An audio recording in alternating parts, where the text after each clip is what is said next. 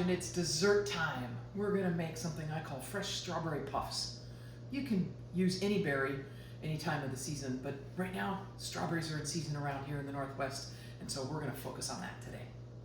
This dessert is super simple to put together. And in fact, you can do most of it ahead of time so that when it's time for dessert, you just put the layers together and serve it.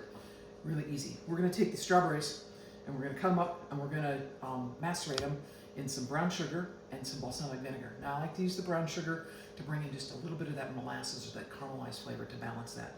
And the balsamic just gives that little bit of acidity with some deep, complex flavor.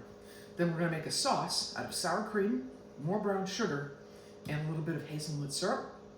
We're gonna bake the puff pastry sheets so that they get that crunch, and then we'll layer it with the strawberries and the sauce, and then we're gonna garnish it with some chopped hazelnuts. I love using hazelnuts in this because they're local, they're Oregon. Oregon grows like, I don't know, 70 or 80 or 90% of the US hazelnuts. There's beautiful farms down there, and so I'm using Oregon hazelnuts for all of this. So let's put the prep together and we'll make dessert. Prep is done. I quartered all the strawberries, but you can slice them if you want. Either way, doesn't matter. I just like a little bit more height when I'm gonna put this all together, the strawberries. Brown sugar, balsamic vinegar. The puff pastry, I cut it in half and then just cut it into 6 planks so that we'll use 2 for each one. Sour cream, brown sugar, the hazelnut syrup.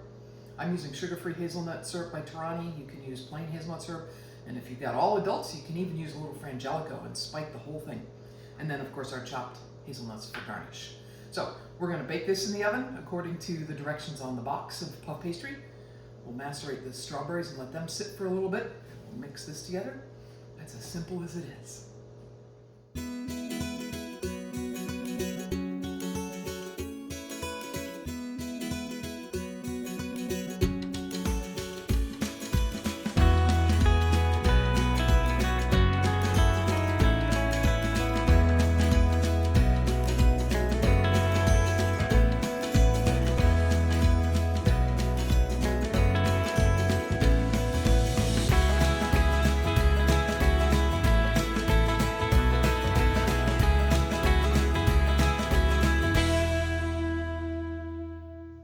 Fresh berry puffs are ready.